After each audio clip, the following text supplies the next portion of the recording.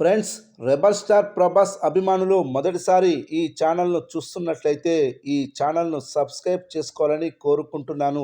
ఎందుకంటే ప్రభాస్ సినిమాల గురించి ఏ చిన్న అప్డేట్ వచ్చినా ఈ ఛానల్లో అప్డేట్ చేశాను. మీకు డైరెక్ట్గా నోటిఫికేషన్ రూపంలో రావడం జరుగుతుంది. ఈ ఛానల్ గ్రోత్ కూడా పెరుగుతుంది. ఈ ఛానల్ను సపోర్ట్ చేయాలని కోరుకుంటున్నాను.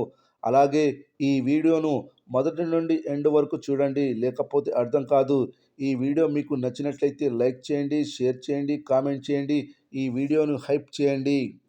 రిలీజ్ హిస్టరీలోనే ఎవ్వరూ అందుకోలేనంత రికార్డ్స్ని నెలకొల్పుతూ ముందుకు దూసుకుపోతుంది Baahubali the epic. Telugu cinema ముఖ చిత్రాన్ని మార్చేసిన ఈ సినిమా ఇప్పుడు రిలీజ్లో కూడా ప్రభంజనం సృష్టిస్తుంది. ఒకప్పుడు నాన్ బాహుబలి రికార్డు అనే కేటగిరీ చాలా సంవత్సరాల వరకు కొనసాగింది.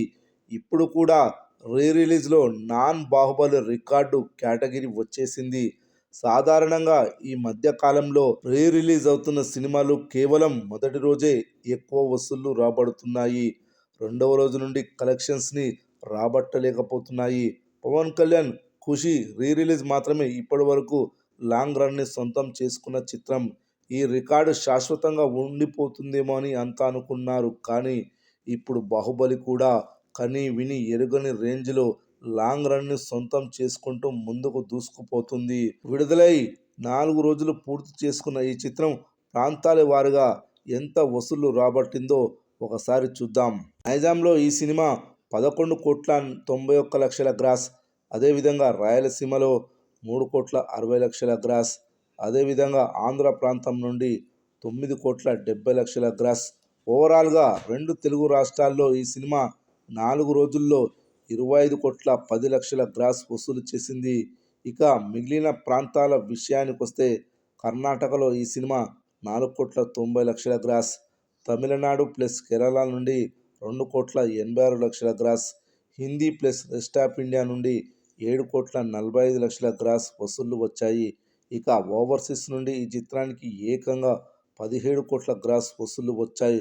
మొత్తం మీద ప్రపంచవ్యాప్తంగా ఈ సినిమా 4 రోజుల మొత్తం కలెక్షన్స్ వచ్చేసి 56,50,00,000 గ్రాస్ వసూళ్లు వచ్చాయి. రాబోయే రోజుల్లో కూడా పెద్ద సినిమాలు విడుదల లేవు కాబట్టి ఖచ్చితంగా ఈ చిత్రం మరింత లాంగ్ రన్ని సొంతం చేసుకుంటుందని, 60 నుండి 70 కోట్ల రూపాయల గ్రాస్ మార్కును అందుకునే అవకాశాలు పుష్కలంగా ఉన్నాయి.